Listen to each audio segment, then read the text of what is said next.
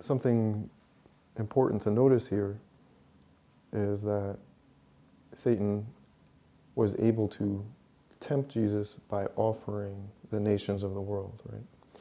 And notice that Jesus didn't say, oh, you don't control those nations anyway.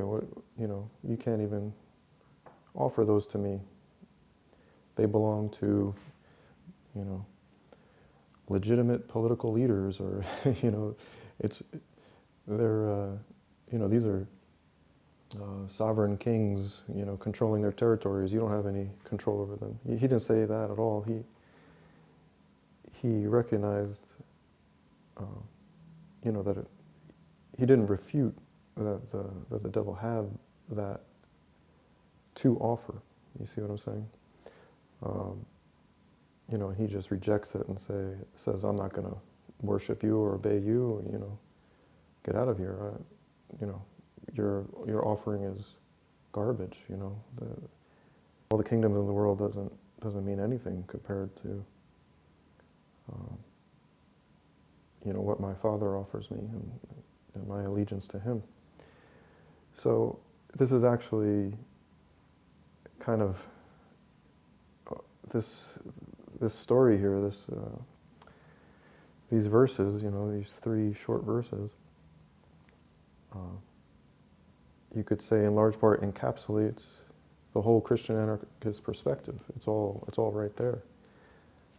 Number 1, pointing out that the nations of the world, the kingdoms, the governments, are actually controlled by the enemy. And number 2, that they should be rejected for that reason, right? And so this complements, and when coupled with the perspective I shared in my previous audio on Christian anarchism, talking about how the crucifixion was actually a perfect condemning of human authority. You put these two together, just those two things alone, and it just, again, shows that this is logically sound. It's not like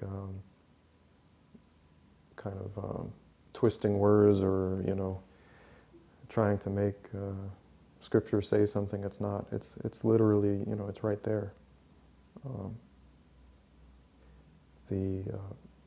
All the authorities were against Jesus, and approved his torture and crucifixion. Right? So that's a perfect condemnation of human authority. And then along with other biblical elements that I referenced in that previous audio, I'll just link to it, where you can look on my channel and find it there. So the reason, again, this is so relevant today is because people are just continuously repeating the same blunder, which is putting faith in human rulership, right? Putting faith in humans to rule over other humans, and that being supposedly the means to achieve global peace and justice.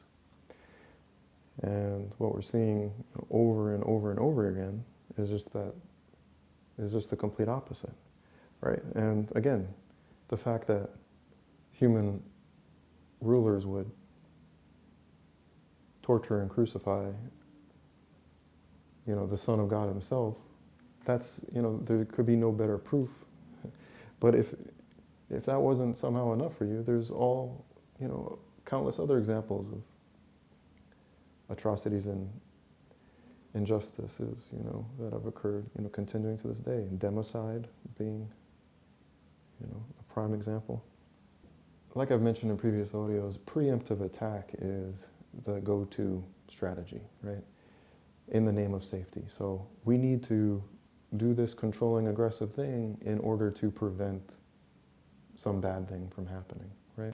So one way that preemptive attack can be utilized is by designating, by the powers that be designating certain speech as, dangerous. So they can say, well, that's hateful speech, or they could say that's medical misinformation, right? And so, since they can define whatever counts as medical misinformation or whatever counts as hate speech, at first it might seem somewhat reasonable. If you think it would be good to somehow regulate speech to prevent people from speaking aggressively towards each other, you might think, well, that sounds pretty good. Why not, prevent that hurtful speech from happening? If we can keep that in check by people getting fines or whatever for saying racist slurs or whatever, maybe that would be good. It would keep people in check. Right, but this is an extremely naive position to take, because you're assuming that the powers that be that get to define what's hateful won't ever expand that definition to include perhaps speaking against themselves, right? And so you do see this in communist countries, right, where speaking against the party is illegal, right? So it can start as, oh, you can't say anything racist, but then it becomes, that definition just gets broader and broader. And they are the ones that get to, make that definition up, right? And, it's always subject to change, right? Today it means this, but tomorrow, they just added another thing to the list that counts as hate speech, right? So again, it's just this naive trust in human authority, a naive trust in human rulers to just be angelic and never do anything wrong, even though historically that's what they do consistently, right? It's just this naive statist perspective, right? It's like Stockholm Syndrome in action. So restricting free speech as a preemptive attack in the name of safety, right? In the name of making the world a better place. Again, it's same thing. And saying something's medical misinformation, or supposedly, right, because they're so good-hearted and they just want to keep everyone healthy and safe, and they don't want anyone to, try some snake oil salesman's, remedy and end up hurting themselves. They're just looking out for the population. They just want to keep people safe and healthy, and don't want them to try any bogus remedy. And so whatever they deem as bogus, whatever they deem as, not real medicine or not real, treatment, can then be banned, right? And that's exactly the kind of censorship you got going on with social media now, where, and they'll even say, if you're talking about home remedies or anything like that, they'll delete your video because it's supposedly dangerous, right? Whatever natural remedy you might be discussing, or that you had personal success with and want to share that information with others, well, no, you can't, because you're dangerous, right? And the only thing you can talk about is what's approved by said authorities, right? Whatever they say is the correct way, and or whatever doctors they pre-approve, as being legitimate.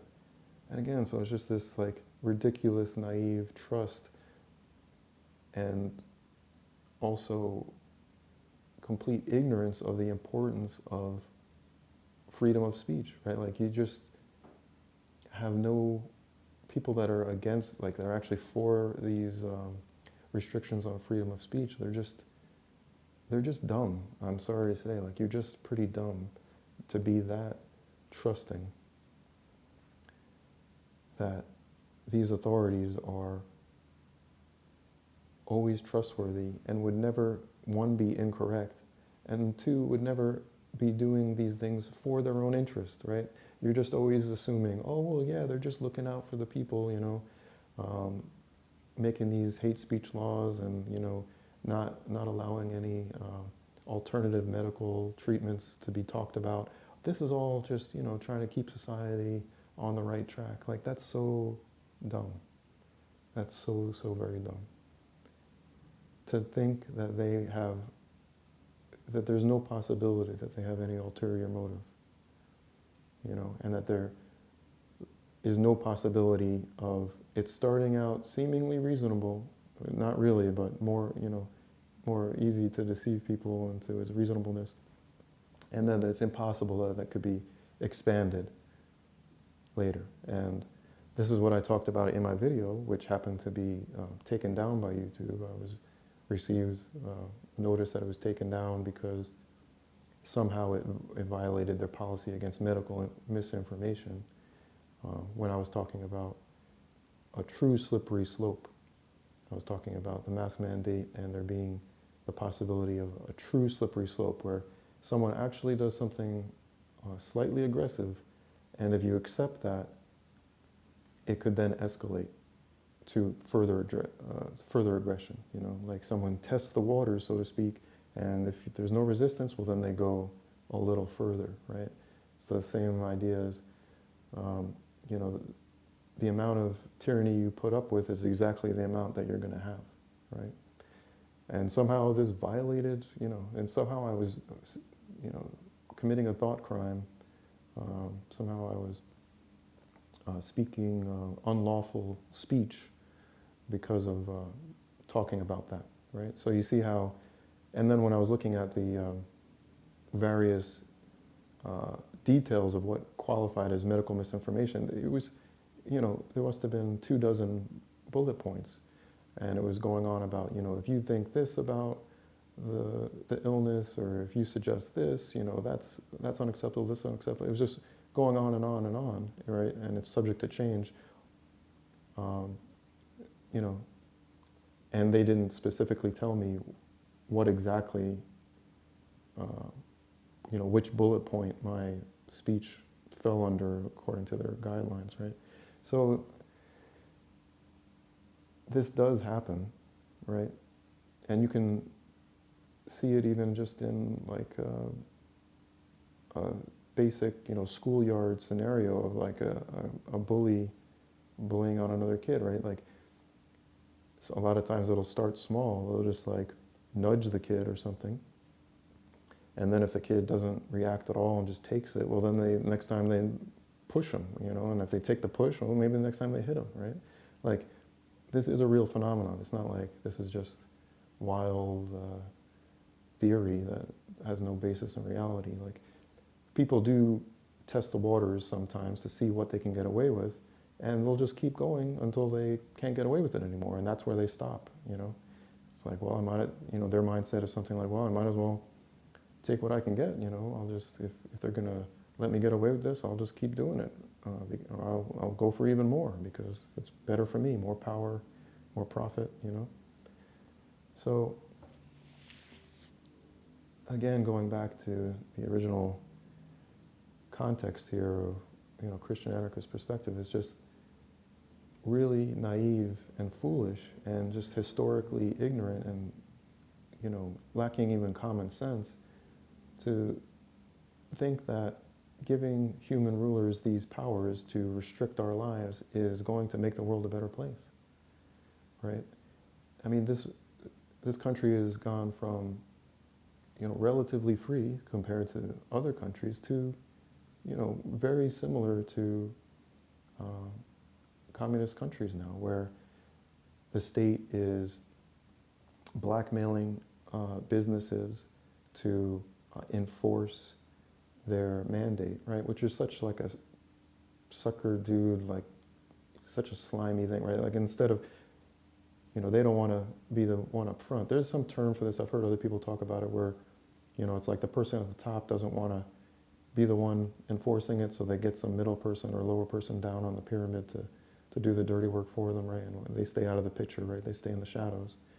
While they, in this case, blackmailing businesses, saying, well, if you don't turn away people for not wearing a mask, then we're going to fine you, right? And so these businesses have already been hurting economically, small businesses in particular, so now it's like, well, we can't afford If we start getting fined on top of our already, less than profits, I'm just going to go bankrupt here, and I'm not going to be able to feed my family, right? So they're blackmailing businesses to be their enforcers, right? And if you're just of a mindset of, well, it's just they're just looking to flatten the curve, and that's all it is, just good intentions, has nothing to do with establishing a precedent that the state owns your body and can make medical decisions for you, against your will, and that preemptive attack is legitimate. Forget all that. None of that is actually going on. That's just wild conspiracy theory. This is just reasonable precautions. Again, that's just a really naive and dumb perspective.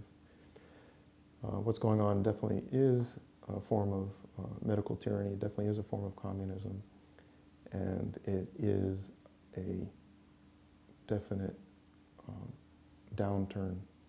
It's not a step forward at all. It's a definite significant step in a bad direction. And if it keeps going this direction, it's just going to get worse and worse, right? And they're already talking about needing proof of vaccination in order to travel. Again, it's just going to escalate, right? Until you are basically just livestock on their human farm, which they can manage and medicate and control, and tag and track as they see fit. All, of course, in the name of safety. We're all super safe while living under this tyrannical rule by our angelic overlords, right? I mean, people are just ridiculously naive and just ridiculously dumb about this. And it's just ridiculous for Christians to be so on board with it as well. And that's largely due to their focus on the teachings of Paul rather than the teachings of Jesus, right? Pauline Christianity being basically just a huge distortion of the true faith, the true teachings of Jesus, and serving the powers that be. As I discussed in my previous audio, what's wrong with mainstream Christianity. So I think I'll leave it there. One last thing to keep in mind is, if you're going to consider the Christian anarchist perspective as having some validity, the mindset there is to not put your trust in these authorities, but instead to put your trust in God, but also in your neighbor, right? To love your neighbor. And what they have many people convinced is the right worldview is to not trust your neighbor, but to trust the state, right? To trust the media, follow whatever they say.